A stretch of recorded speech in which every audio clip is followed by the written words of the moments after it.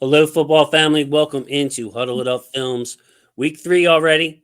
Not the start we hoped for, of course. 0-2 Ravens. Traveling to Dallas to face the 1-1 Cowboys. A lot to talk about. We're going to focus mainly on this matchup with the Cowboys this week. Joining me, third week in a row, making it happen. Secret location, live fire, great mustache. It's Yuri from the Ravens Way. If you don't know Yuri's YouTube channel with our friend Voss, go over there and subscribe. Check out their content when they start back up. But with a lot going on in both of their lives, Yuri's here joining me. So I appreciate you, brother. How you doing? I'm doing great. Like you said, Voss has got a lot going on. I got a lot going on, but I'm trying to make it happen, making it work out here. Like you said, location unknown. I'm doing good. Life's How, going good. I I just think I just got it. Good. I think we all want to know, how is your roommate, and is he listening right now? He is. He's great. He's a great guy. He's helped me a lot. Um, yeah, and he loves football too. So it's great. It's great. Nice. A fan of? The Bills. The Well, Bills. nobody's perfect. Nobody's perfect. He said But nobody's perfect. we have a game coming up very soon. That's next week, I believe, right? Versus the Bills, Yeah, we right? might not So we might not be roommates for much longer. We yeah, might we might hate each other after that game. keep it clean, keep it clean out there. So yeah, really appreciate you, though, Yuri. Thank you to everybody. Let's see who we got in the chat here. Ashley. Now I only know one Ashley in my life, and I think that this is her because I recognize that The little hand Braves. signal, and I recognize the Braves hat, and I recognize her Matt Olson's tweets, which I wouldn't let my kids see that, but yes. And Jai joining us. Raiders preview was spot on last week. We did do really well last week. We did. Hey, Our predictions. almost word for word, like script for script. It did play out very well. So Ashley also great facial hair all the way around. Ashley, too much gray? Should I let this bad boy ride Aaron Rodgers style, or should I color it all in normal color? So that would be my trying to get female advice on that from someone other than your best buddy, my wife. So there we go. Stunt cost us the game. Yeah, it was rough. It was foreseeable, and there we go. Thank you very much, Ashley. I see is the Silver Fox Gray. J Dub checking in. Love you, J Dub. Good evening to you too. So last week got some graphics this week, Yuri. So we'll see. We'll put the first one up. We're facing the Cowboys team. Week 1 defeated the Browns 33-17, ruined Cleveland's home opener, and then last week they just got walloped by the Saints 44-19. Like the score wasn't even that close. It was 35 to something at halftime, maybe 35-13 or something. Saints 5 touchdowns in the first half. So, tale of 2 weeks for the Cowboys, where it's been kind of the same story for the Ravens so far. Yeah, for sure. I thought. I thought the Cowboys It's funny because the Saints have what 84 points in 2 games through the first 2 games of the season. So Clint Kubiak has them dialed in. I watched that offense. I'm like, they're doing everything right with the eye candy, the flowing, getting Taysom Hill involved just enough to mess up with mess defense coverages up. So one, I don't want to take anything away from the Saints. They did a great job. And two, to the Cowboys, that Browns game, we talked about it. They were very dominant. Like that was it was almost like the opposite effect of this, like where the Cowboys had like control of that game for most of it, and then the late theatrics. But I think I feel like it's just like another year of the Cowboys. Like I don't be like that analyst, but like they didn't do much in the offseason in terms of improving their team, and it just kind of feels like another year for them where they're kind of going through the motions. Yeah, just a tough team to figure out. It feels like it's been like that my whole life. It's like they look great on paper, and then they underachieve. They continue to underachieve, and years when you don't think that much of them, then all of a sudden they kind of overachieve a little bit. Just a tough team to figure out overall. Um, but yeah, I wanted to ask. We have to talk about the O line. Harbaugh was finally pressed. Proud of the Baltimore media. Actually stepped up a little bit and pressed him on the Ben Cleveland stuff. I actually saw my highlights going around, 2021 highlights of Ben Cleveland going around, 2023 highlights of Ben Cleveland going around. So thank you to those that share that out there on social media. Brings new people to the channel. But people really getting behind Ben Cleveland, and really more than that, realizing how much Daniel Faalele is limiting this offense. And Yuri, something I've been preaching since the preseason is pass protection is most important. And obviously Faalele is going to struggle. He's going to get beat off the snap a couple of times a game, but it's the run game. It's the run game, the run game, the run game. Faalele can execute two blocks, as far as I'm concerned, as far as I've ever seen. It's a down block. He can crush the man lined up a gap over, or we've seen him work with Linderbaum in a double team, a duo, and get some good movement there. Short pulls, even one gap over, runs into Andrews, blows up the play. Outside zone to his side, gets pushed back, can't get out of a stance, can't climb to level two. Like, there's so many things in our playbook that we cannot run because of the immobility of Daniel Faalele. And DJ was checking in on this. With his O-line take, got to get rid of this stubborn Harb stuff. And yes, it is stubbornness. Harbs came out this week and said that Faalele has outplayed Ben Cleveland. Ben Cleveland retorted that he never really got a chance. So here we are, Yuri. Hey, what's great? What's great leadership coming from you, and I now have a good experience of what leadership means and is. What's great leadership is when you have a player have to come out in public and defend himself like that. I thought that was just that's not it. That's just not it. Isn't it? I don't want to be negative and all that, because I really am on to the third week, but that was that just wasn't it for me. That was really discouraging.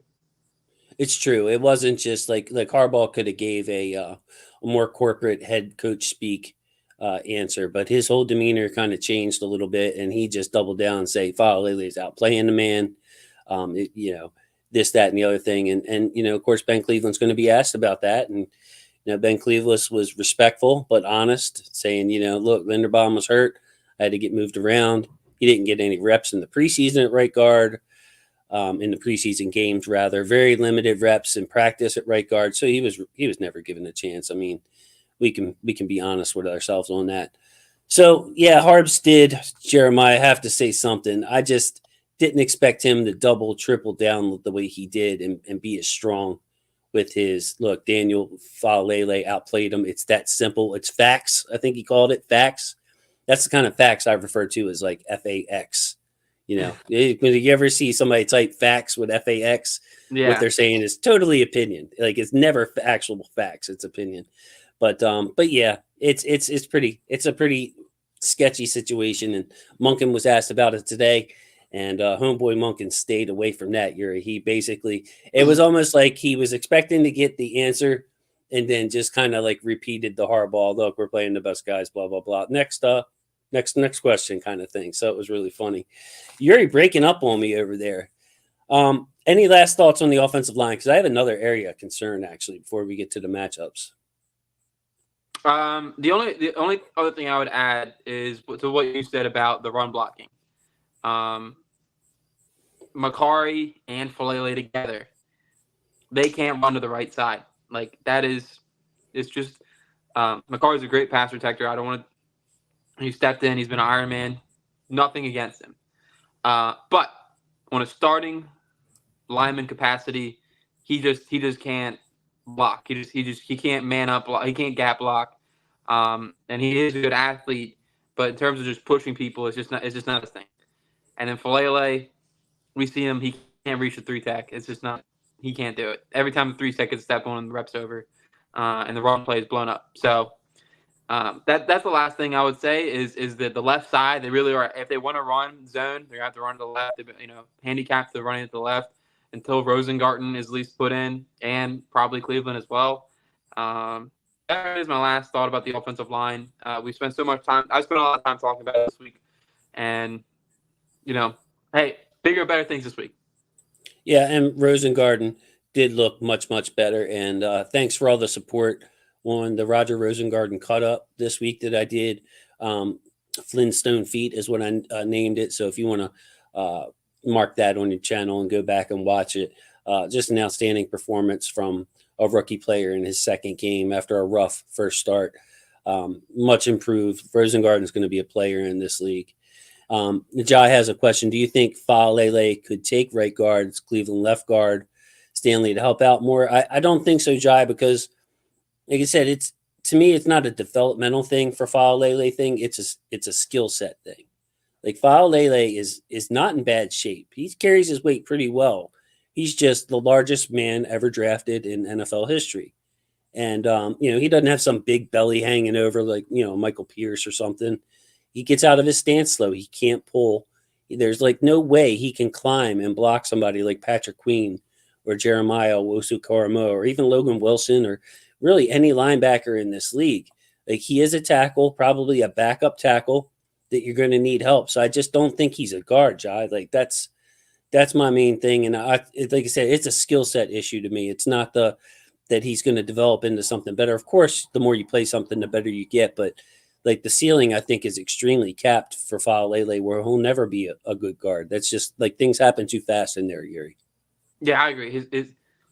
He has good movement skills for someone that big, but they aren't to the standard of like an average NFL guard or even a backup NFL guard. They just aren't.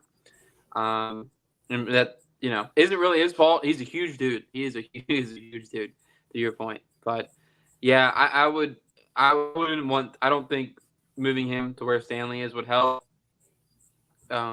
Usually when Stanley does play well, the guards typically do have better like PFF.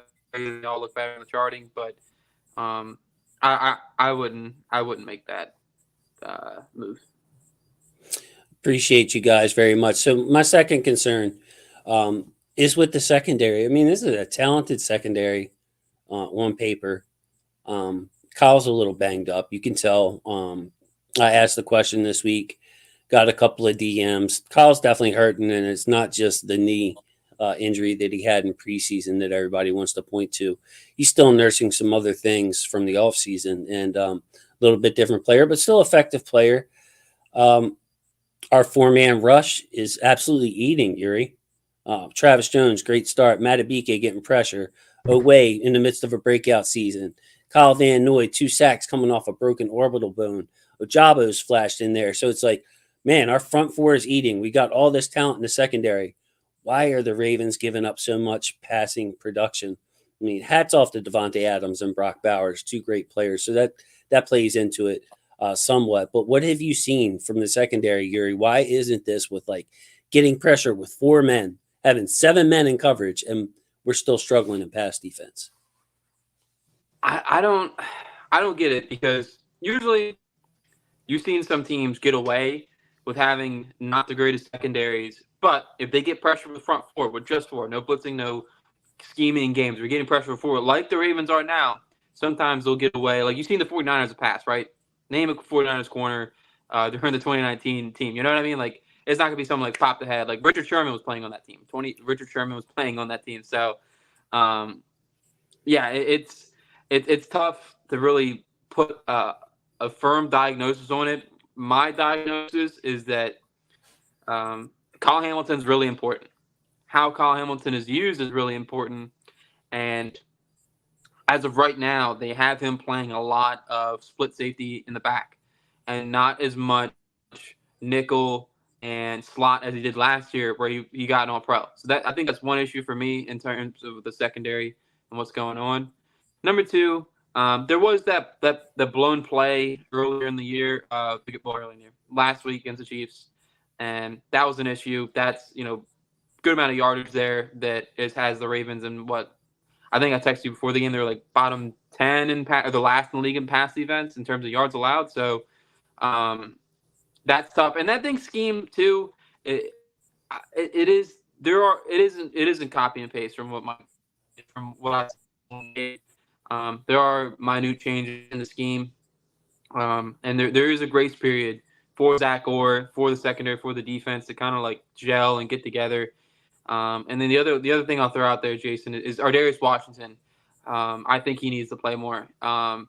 He's went out there and made play after play, and when you're last in the league in pass defense, got to make a couple changes. I think that's one I'd go with. Yeah, agreed. I made that point this week and tagged you in it, and I'm glad you're on board because when I'm looking at the playing time, the snaps, you have four guys that are playing all the time. That's Marlon, Brandon Stevens, Kyle, and Marcus Williams. Well, the fifth guy in there who's playing the most snaps as a rotational player is Eddie Jackson. Steady player, great history, but I can't help but think that Ardarius wouldn't be an upgrade there either in the slot or at safety. He's one of me. I put Van Noy maybe right with him, but like as far as the DBs, the most instinctive player we have, he's up there right with Marcus Williams. Makes plays, tough tackler. And I'm seeing a little too much space in between level 2 and level 3 with these guys catching footballs in front of Marcus Williams, in front of Eddie Jackson. Little limited range in Eddie Jackson. So I'm with you, man. I want to see Ardarius get in there, get in the mix more than I think he had like 9 snaps the first week, 7 the second week, whatever it is. It's like single digit snaps for Ardarius on defense, and I'd like to see that play out more. And J Dub should definitely play. I like Hamilton in the slot more than deep, though. Yeah, we do too, Jeremiah. And my theory on this is, as you know, Jeremiah, a lot. The slot is a very physical position. A lot happens. So if Kyle's trying to get healthy, maybe he's playing more off the line of scrimmage in the deep half and not, full, what's to the wall in the slot because he's still nursing some injuries there. So yeah, man, that's my theory on that. Yeah, and DJ's pointing out the play Ardarius made in the Chiefs game. I don't think anyone on the team can make. I mean, he finds the ball, Yuri. Ardarius will find the ball, and it negates his like height disadvantage that he has. If he's always knows where the ball is. He's just got a really good brain for the game, excellent timing. Ardarius is the man, bro. When he's been healthy, he produces and plays good football. I want to see him get more of a chance. But all in all, I think this defense will get better under Zach Orr the more they get in the groove and find their roles. Yeah, absolutely. I mean, Marcus Williams as well as someone else I think will probably play better as time goes on throughout the season.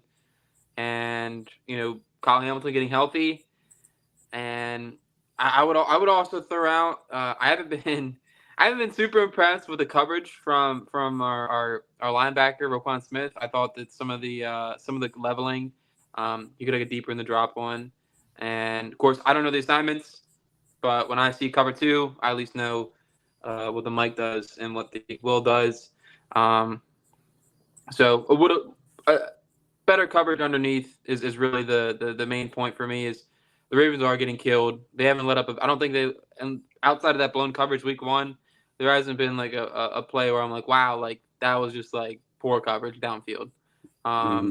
Like the Devontae Adams catch from the sideline, it is what it is. They just, some of those players make those plays. You just gotta tip your cap and move on. But yeah, just getting beaten up downfield underneath, and it seems to be something I'd like to see them improve on. Absolutely. So good stuff there for our opening. Let's go ahead and get to some matchups here. Let's dive right into it. Past is the past. You know what, Yuri? Spoiler alert here. I kind of like how the Ravens match up with the Cowboys in this one. A lot of people were wondering why we were favored by a point or why it was a pick 'em after 2 weeks. But when I lay it out on the spreadsheet here and look at some of the matchups, not just on the Ravens offensive side, but when we flip it, I kind of feel like this is a good matchup for us with that obvious elephant in the room of Micah Parsons. Going to put up some stats here, courtesy of Yuri bringing these to us. So I appreciate you there. Um, excuse me. Cowboys defense. New Orleans lined up under center 75% of their snaps and ran play action on 59% of those snaps.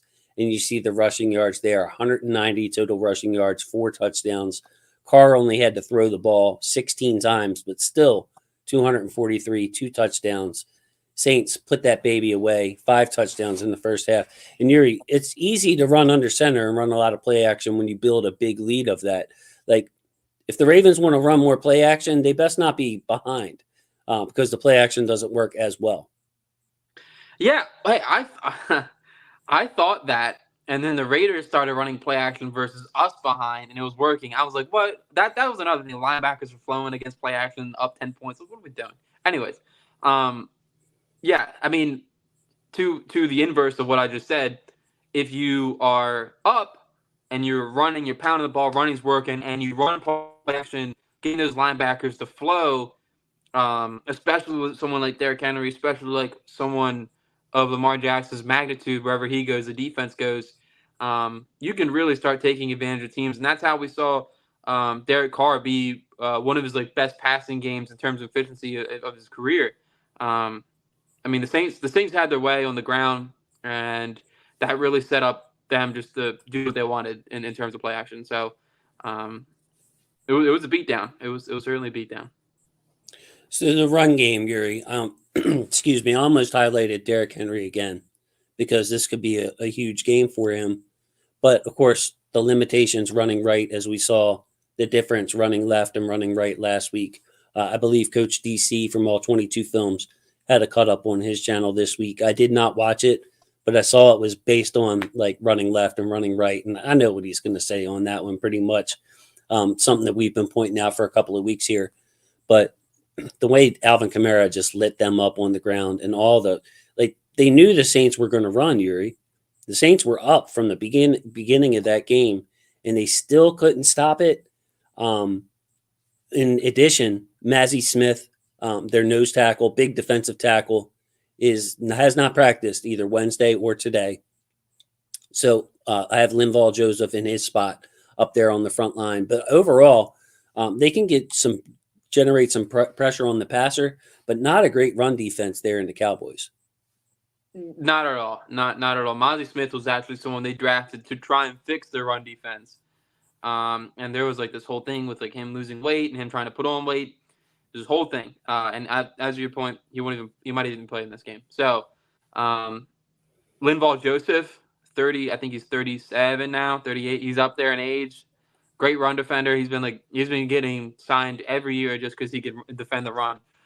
Which is always my favorite. One of my favorite signings seen to come across the feed is oh, hey, Linval Joseph is back in the league. But yeah, Saints had their way, and I mean the Saints established a very physical game. And in terms of speed, if you think about speed between Derrick Henry and Alvin Kamara, the speed difference between them really isn't that, I would say, grave. Alvin Kamara obviously has really good acceleration, but so does Henry. So yeah, I mean the Ravens. And on those touchdowns, I remember watching them. I remember at least 2 Alvin Kamara rushing touchdowns. 2 of them were zone left. Two of them went to the left of the Cowboys defense. So just another going along with the theme of zone left. But yeah, Saints had their way. Saints offensive line did a great job. Alvin Kamara did a great job, and hopefully the Ravens can build off of that and use some similar concepts and schemes, play action. Under center. Hopefully they see that and they can. Saw a lot of bad angles in that Cowboys tape too. Just the tackling angles were poor. It looked like, for Ravens fans out there, the wink defenses, where guys were just in the wrong position, bad angles. Kamara, he has speed, but Kamara is also not very young anymore either, and it's taken a beating in his NFL career in outrunning them. And the shots that they were given weren't knocking Kamara off balance. Kamara has great balance. So does Derrick Henry, and Derrick Henry at top speed can still get up there with the best of them. So, by the way, Keaton Mitchell tweeted this week he's up over 20 miles an hour again. Big tweet that caught my attention. Keaton, probably not at full speed, but how would you like if your post surgery speed was up over 20 miles an hour? Yuri, can you imagine that? I don't even know if I can hit 20 if I did everything in my power to hit 20. I need a bicycle. You know what I mean? I need a bicycle for that.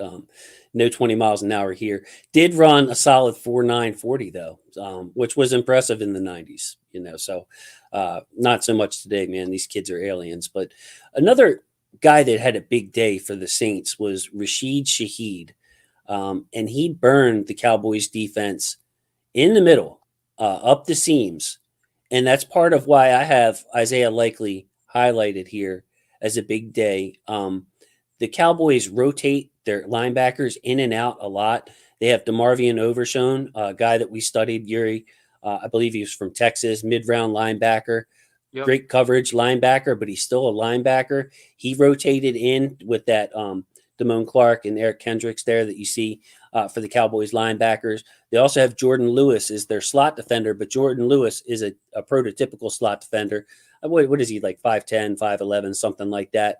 Yeah. Not nearly as big as Isaiah Likely.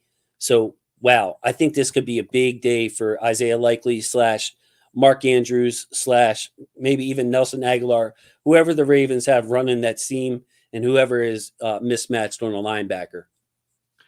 Well, I was hoping for this game. I was hoping we would actually see more of Bateman in the slot and get him working over the middle of the field, because that has been where him and Lamar connected was over the middle of the field. So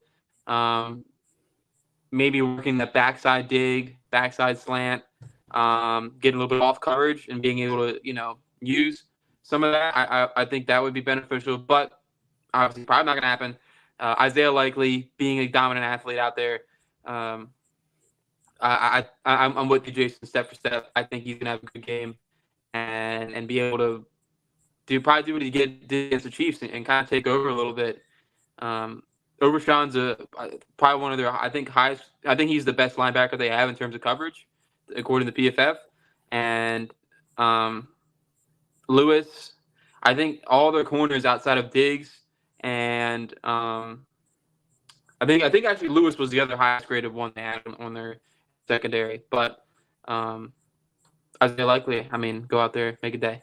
Have a Yeah, day. it was kind of difficult to figure out which personnel to put here for the Cowboys, because the Saints heavy personnel is much different than the Ravens heavy personnel, and that's probably going to be a theme that we're going to see all season. Yuri, it was the same. Like the Raiders were about as similar as the Ravens as we can get, because they have Michael Mayer and Brock Bowers as their tight ends, two receiving tight ends. But the Saints had Taysom Hill and blocking guys in there, and the Cowboys basically countered with three linebackers a lot of the time. They better not, for their sake, they better not have a linebacker on Likely or Mark Andrews. I'm expecting the slot corner Jordan Lewis again, who is undersized, and then they had a lot of problems with their safeties being disciplined, and Rashid Shaheed just getting them up the middle, splitting the seams. So the Ravens will have opportunity. And you mentioned rookie Chris Carson on Rashad Bateman. That should be a mismatch. That should be that's firmly in Bateman's skill set to be able to beat Kalen Carson. But like you alluded to, Yuri, I think it's been established the pecking order. Bateman is farther down the list in pecking order and for targets. Yeah, he's number 3 in terms of, well, probably number 4 actually. Now that I think about it. And hey, I mean, he got boxed out. He got boxed out last week at the catch point. So, I mean, it is what it is. He still is contributing, and he still is a part of the offense. And I mean, eventually the Ravens are going to have to start winning some of these matchups that they have, like Bateman versus a rookie corner, like Likely versus a someone who's undersized and not able to really up the snuff, be able to run route for route with him. I mean that's something that we I feel like we haven't even seen the offense really get the ground running in terms of that aspect of like, hey, like these are our matchups, we're gonna win them. It's been a lot of Zay Flowers working underneath, getting him involved in like the extension of the run. And Likely the first week they haven't been able to establish a run. So matchups, big important. So let's talk about the other side there with Zay Flowers and Trayvon Diggs. This one's interesting. We talked about last week the Raiders cornerbacks like to gamble. Well, it doesn't get much bigger of a gambler than Trayvon Diggs. His PFF grades are way up, way down, play to play, splash play, interception, return for a touchdown. Oh, he gave up a touchdown. He is a gambler. He is a very hot and cold player against someone that the Ravens are going to get involved each and every week in Zay Flowers. I can't wait to see this matchup. I'm sure that Diggs is going to try to bait Lamar. He's going to try, if there's the slightest miscommunication between the two, Diggs is the type of player that can take advantage of that, but he's also the type of player that one double move, and it's going to be an easy 6 for Flowers and Lamar. So I'm really excited to see Trayvon Diggs, who has a bunch of interceptions in his NFL career, versus the Ravens' number one receiver, high volume guy in Zay Flowers. Absolutely. I mean, the double move. Now we'll see if we have enough time to settle to set it up. But if they just go out there in 13 personnel and run a double move isolation, you know what I mean? Like, that was something I was hoping they were doing last week. We talked about it, and this week, I mean, really, you're not going to get a more aggressive cornerback in the league than Trayvon Diggs, and trying to jump routes and make plays in the ball. And Lamar's great at looking off safety. So uh, there will probably be an opportunity at some point in this game where it'll be isolated coverage, and Lamar can look off that safety and then hit him with a double move and see what happens. But Flowers, I would also probably say get Flowers involved. If Diggs is on him, get him involved in the screen game and kind of hit Diggs a little bit. Get his pads. His pads worked a little bit. And the other receiver off the route there, since we're still on the receiver part, I'm gonna continue to bang the table for this. We talked about Rashid Shaheed, right? I can't think of anyone else in the team that can track a deep ball and run a 4.3 than the guy we just drafted from North Carolina, Tez Walker. So I'd like to see him in the lineup this week. We got 7 special team aces active. One of them can take a rest for a week, and unless Tez Walker isn't healthy, which could be the case, and that's why he isn't playing. But look, man, there's only so much special teams can do for you. Eventually, he's got to put the players out there, let see what they got. So I would be intrigued to see if you could get a little Tez Walker action here. Probably won't happen. Just hype myself up, but Well, hey, I'm all for it. I would love to see the Ravens' fourth round rookie draft pick, deep ball merchant, speed merchant. Love his tracking skills too. Yuri, Yuri is biased because he's a North Carolina guy like Devontae is, but I'll back you up on that. The man can run a slant, the man can run some crossers, and the man can track a deep ball. He's got good size and speed, so he's been practicing too. So hopefully he's getting to the point after a rough training camp where he was in and out a ton. Hopefully he's to the point where he's practicing well and getting the coach's attentions. Stuff that we won't know, you know what I mean? Maybe he's getting more reps. We have no idea. The reporters can't report on stuff like that. So we'll just have to see. I'm not getting my hopes up. So let's talk about the Cowboys' big weapon and the giant worry for the Ravens in this game, Micah Parsons. Man, I remember when he came out, Yuri, like he was an off-ball linebacker. He was a middle linebacker. And he was such a good athlete that I had him in my true first round grade, like draft every time, like in that dark green at the top of my board, and has transformed himself into an unstoppable at times edge rusher with getting off the ball as fast as they come in the league. Going against Pat McCary, who's really struggled this season. Hopefully, we see Roger Rosengarten. Again, Rosengarten cut up available on the channel from this week. Got a bunch of views. I appreciate all y'all for sharing that and for watching that. But we're going to need somebody who's quick out of their stance to be able to combat Parsons all we can, because he's the one guy like last week with Max Crosby who can just disrupt and destroy this game for the Ravens on the offensive side. absolutely. I mean, you can't stress enough how much Micah Parsons can tank and ruin football games. We've seen it a lot, and we saw it last week with Crosby. Came in there and we're like, hey, like if you're gonna let someone not ruin the game, it's gonna be this guy. Like if you if you double Crosby and Wilkins ruins the game, so be it. So I would probably go with the same approach here. I don't I don't know. I mean, McCarr, like I said, I have respect for McCarr, but I'd park someone wherever Parsons is lined up. Just have that be the motion for the play. Wherever Parsons is lined up, motion the if he's on the opposite side, motion Ricard or Kolar or somebody over there. Chip him every play. Make sure you're at least getting some contact on him before he gets to the right tackle or left tackle. Rosengarten or not, I would most certainly have a lot of focus on keeping Lamar clean for a good amount of time. I'm going back to Jai's comment here. The stunt cost us the game last week, and that's something else. Like just put to the side for a second Parsons being able to burn the edge. Of course, he does that. Speed, great dip, just an awesome athlete. But I feel like that this is going to put, like, if you look at the screen right now, you're going to have to ask Stanley to go one on one against Demarcus Lawrence. You're going to have to ask Voorhees to go against the Digizua and take him one on one to free Linderbaum up to be able to help Faalele on that side. So if Faalele is slow to pass off a stunt, or he's just Micah Parsons is an alien, there's no way Faalele is going to, with any room, is going to be able to block him if Parsons stunts inside. Have Linderbaum free Yuri to be able to knock him, to deplete him if he tries to come through the A gap. Yeah, and that's something we've seen Parsons do before, is line up in the A gap, or to your point, stunt to the A gap from an outside linebacker or a four tech spot. So, I mean, he does a lot of stunt games, and that's how he really wrecks things. He has all that momentum, and he's just half the time he's a better athlete than someone. And we have seen Linderbaum with some linebackers lining up in the A gap, like Leo Chenal.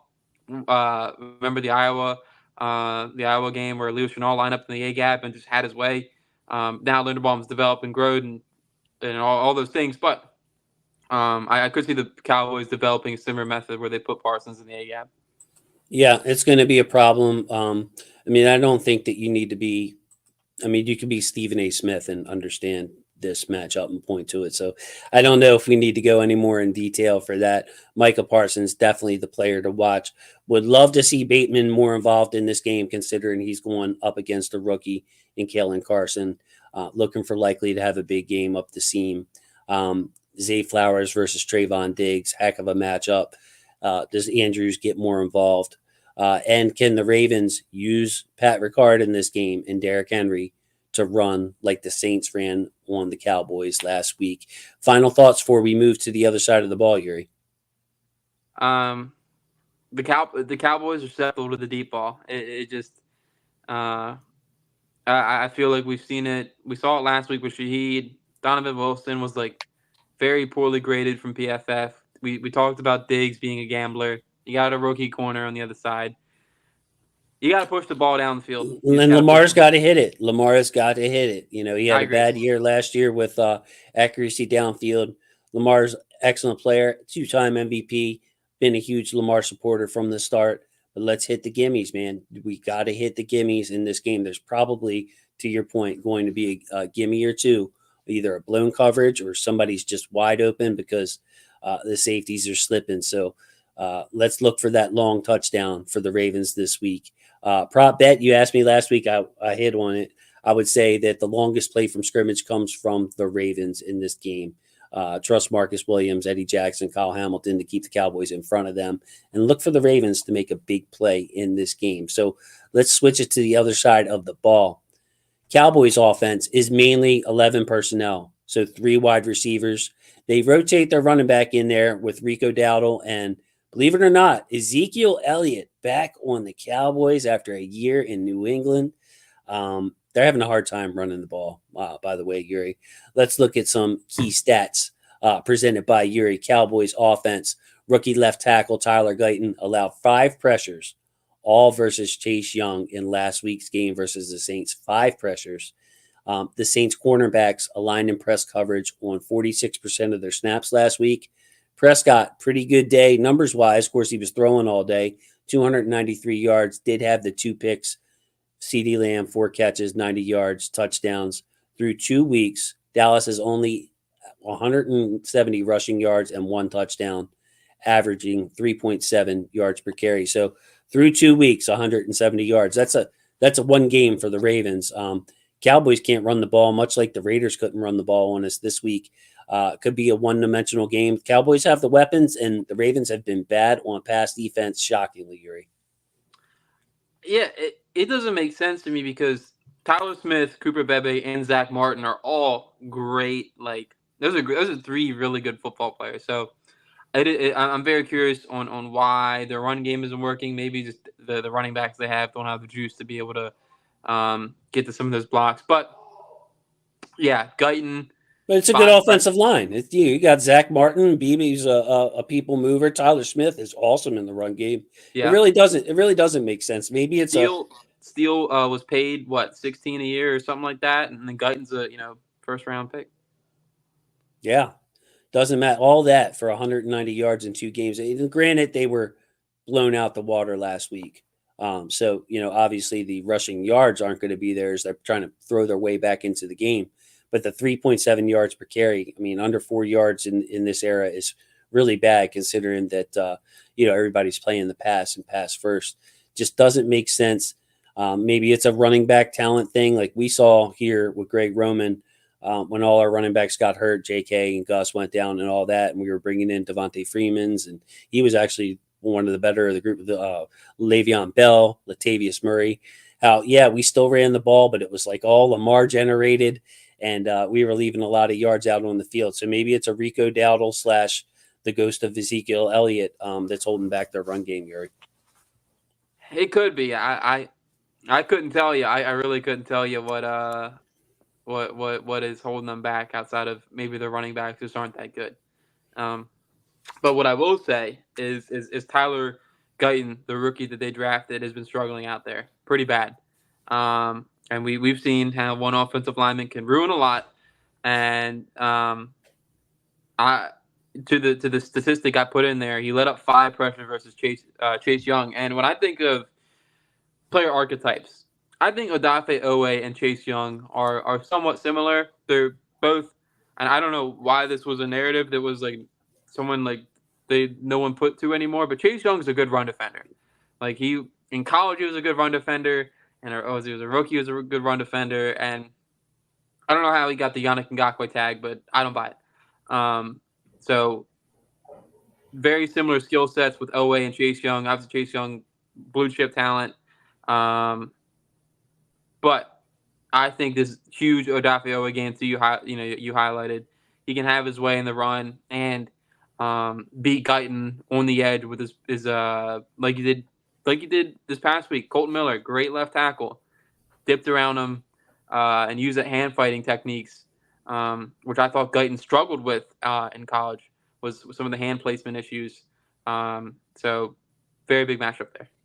So, for those of you, just to get more in depth on Tyler Guyton, the first round pick of the Dallas Cowboys, he was actually taking the pick before Nate Wiggins.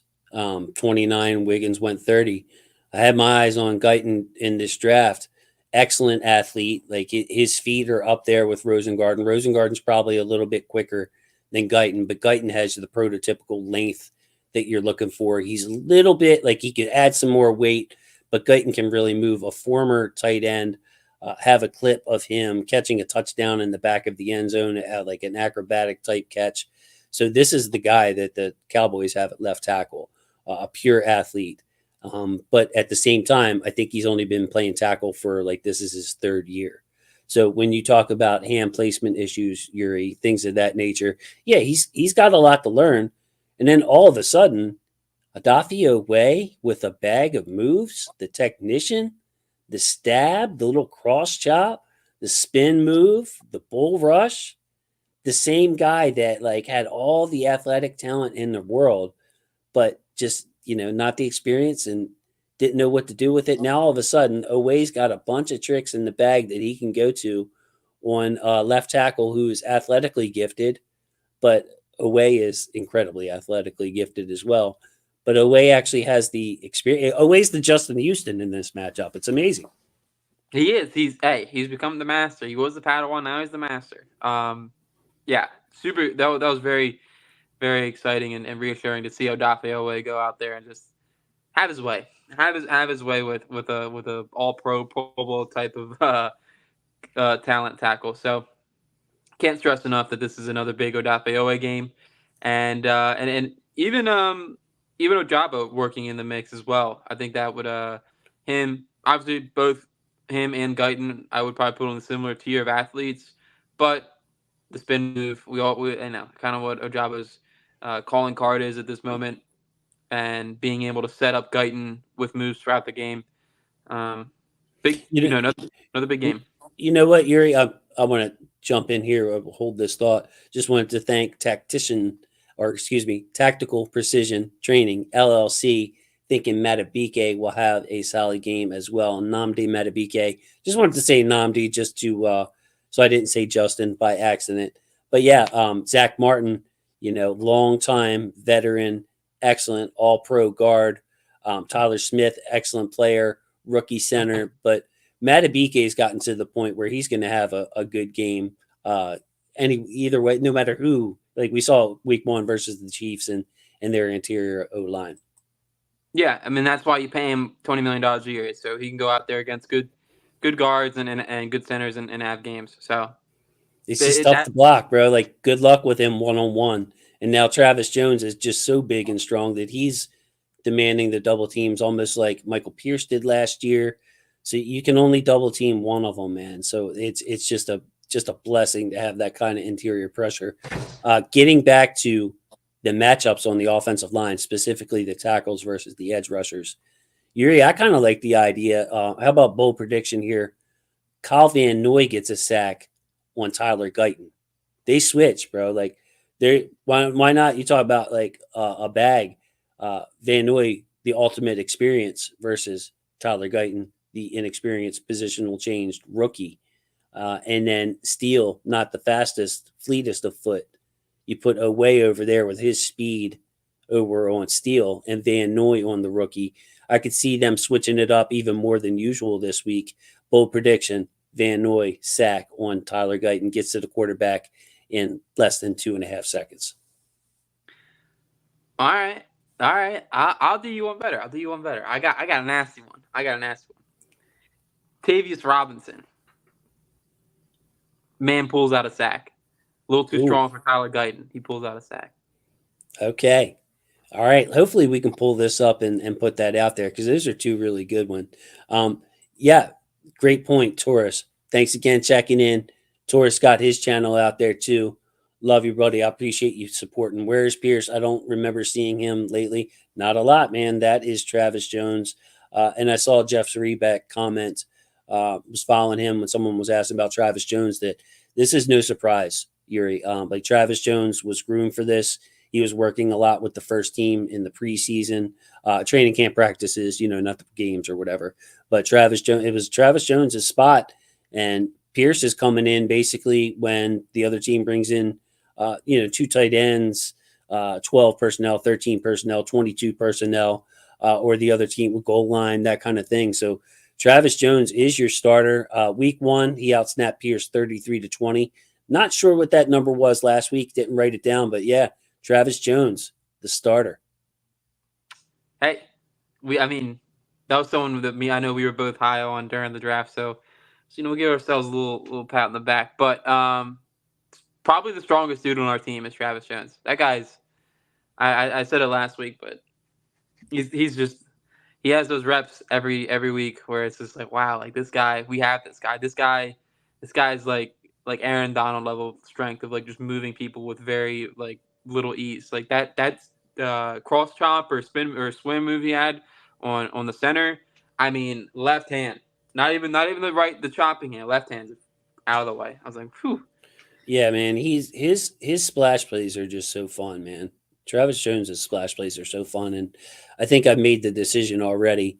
After another this week and next week, I'll probably give it 4 weeks before I put out my first highlight package.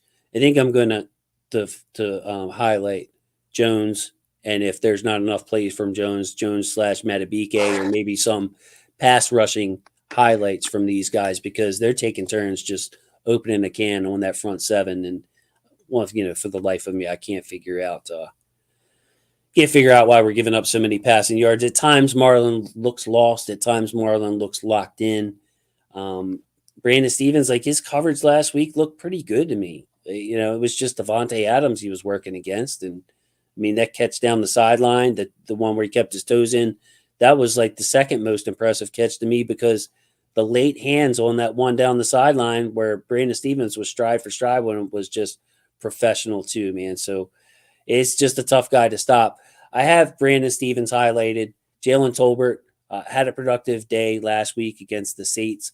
A lot of underneath stuff for him. but we're going to need Brandon Stevens in this game, Yuri. This is where I'm kicking it to you on. CD Lamb is going to need to be bracketed. There's going to need a lot of attention to CD Lamb no matter where he lines up. So, in order to do that, we're going to need Brandon Stevens to lock it down one on one. Tolbert is their X. He's the guy they like to line up on the line of scrimmage. You'll see CD Lamb move around with Cooks. They'll trade places a lot. Both of them are off the line of scrimmage type guys, motion type guys. So, Brandon Stevens at right corner, lined up on the X versus Jalen Tolbert.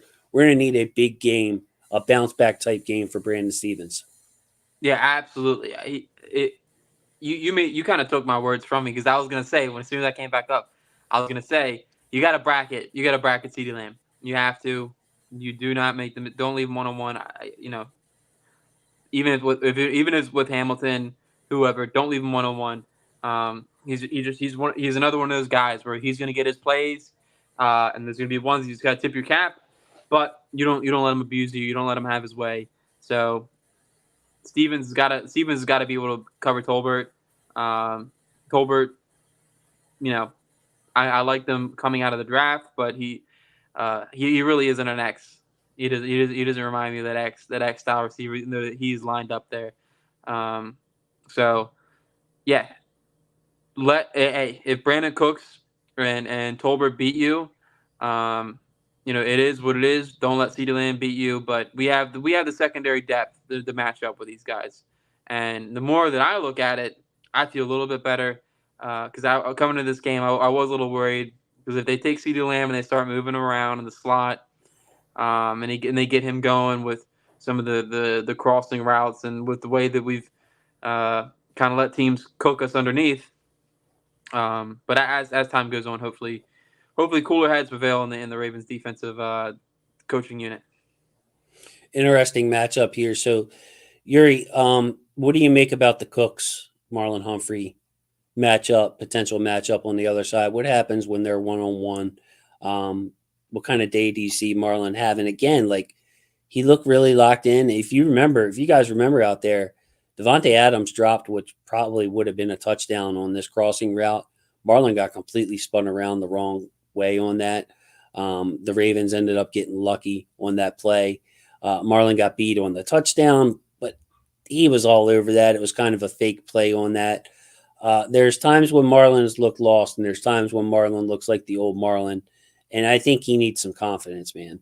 Like, I really feel like Marlon Humphrey is lacking confidence, and Brandon Cooks, just a really good player for a long time now. Yeah, and if it were up to me, I would actually switch. If I was a coach, I would I would probably put Humphrey on Tolbert and Stevens on Cooks. I think that'd be a more favorable matchup to each of those players because Cooks is a fast guy. Cooks is a really fast guy, and Marlon's had a couple of ankle injuries in the past, and his speed has slowly gone down over the years. He's still a good. He's not a liability in terms of speed or anything like that. But yeah, he needs one of those games where. Even he had the pick last game. That was just a gimme. That was a gimme. It was still a good, really nice play by Marlon though to actually catch that ball. So yeah, I was happy to see that. But to your point, I like the idea of switching them. I doubt they do it because Stevens has been playing the right side of the defense for a long time now. But Marlon Humphrey can press when they ask him to press as well as anybody. So it's not like you have like Marlon Humphrey and Stevens are two different style corners. They're both 6 foot, can press, can run a little bit. But to your point, I kind of do like Brandon Stevens on Cooks a little bit more. And ask Marlon to take care of Tolbert. He could be able to do that because Tolbert's not a route runner. Tolbert's a linear type athlete who can make some plays. Cooks can he's got some juice to him. Absolutely, and that was why I think Stevens has a little more hip torsion and twist his hips quicker than Marlon in my opinion. So that's why Cooks is a little more fluid. Actually, probably a lot more fluid than Tolbert. So that's why I made that hypothetical switch. All right. So last thing on defense before we wrap it up tonight. I'm just gonna say it flat out. I think Roquan Smith needs to play better. the last handful of games last year and the first couple of games this year, I haven't been impressed with Roquan. It's not saying that he's playing poorly or playing bad or anything like that. But you remember when he first got here and the first part, most of last season, the first of last season, where Roquan Smith was just dominant, um, unblockable. You tried to block him, he was, just knocking the crap out of offensive linemen that were coming up there, physical tackling. Roquan's still making his splash plays, but down to down, watching the tape, and I'm not going to go on a big film study bashing Roquan. That's not what we do on the channel. But my opinion here on the live show, where I'm more candid, Roquan needs to pick his level of play up, Yuri. Yeah. Hey, I'm right with you. Yeah. I've I've been in the Ravens the Ravens dumps the Ravens group chats. Slowly just throwing that idea out there because I'm sure you put it on the timeline. It's gonna be bang. Oh, what are you talking about? Blah blah Yeah. blah. This is Ray Lewis Jr. Yeah, So you've noticed it championship. too, though. You've noticed it too, though. It's just like The it's championship game last year, man. I was like, oh man, this is not like that was. That was where it really was like, wow, like that was the type of game, like like and he made a play in the Texans game, but even then it was like, so yeah, I'm with you step for step. I feel like when he came in last year, not last year, when he came in 2022, and then from there until the beginning of like till like I would say like week 14 of last year, just right. hypothetical week.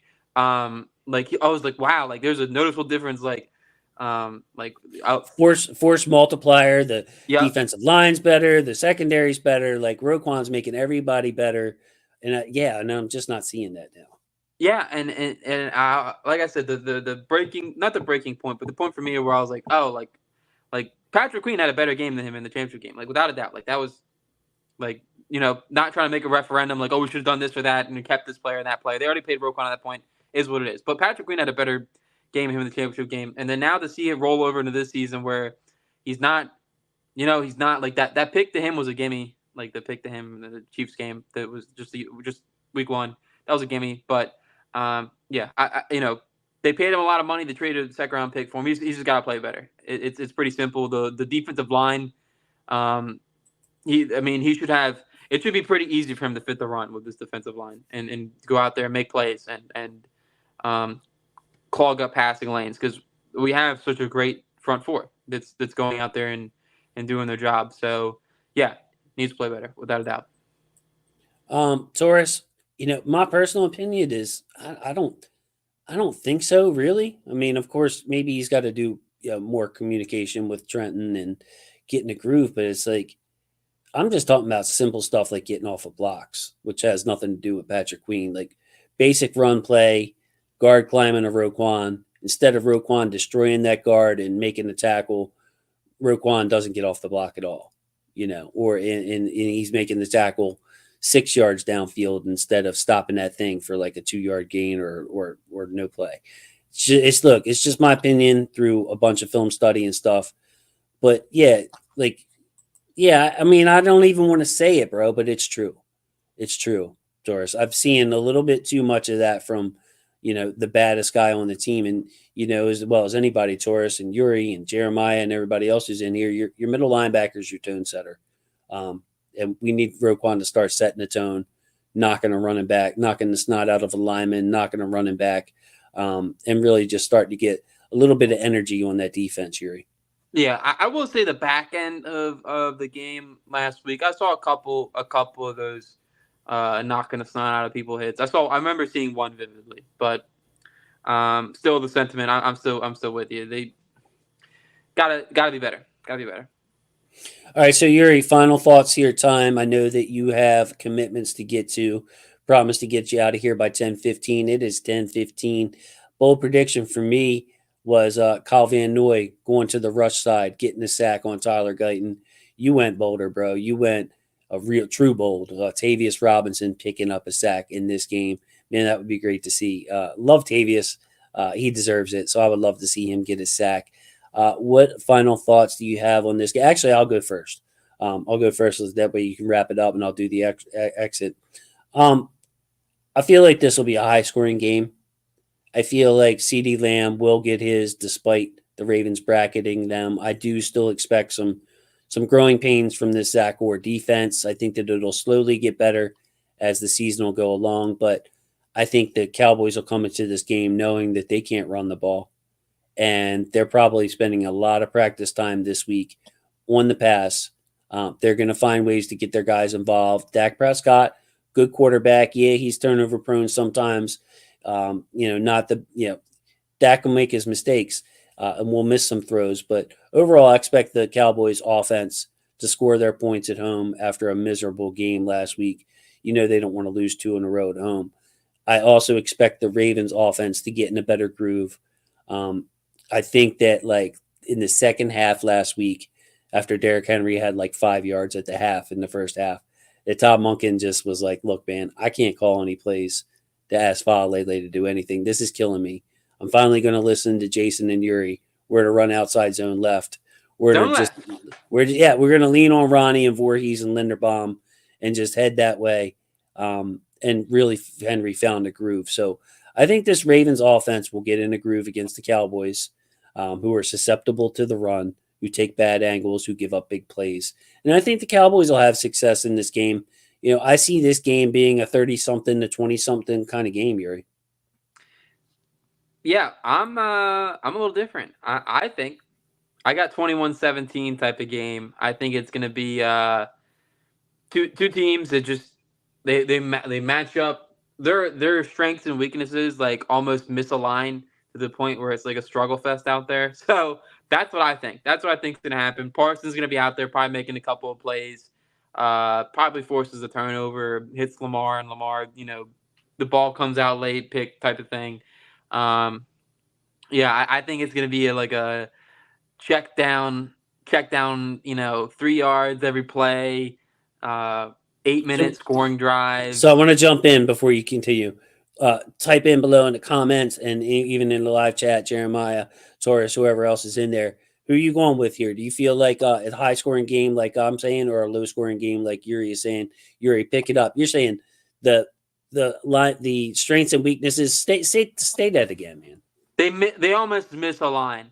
It's like we like the Cowboys defensive line matches up good with the Ravens offensive line, but on the same flip side, the Ravens it's just like I can't formulate it in my brain correctly, but like the matchups that we usually like you take advantage of, um, both teams are like strong there.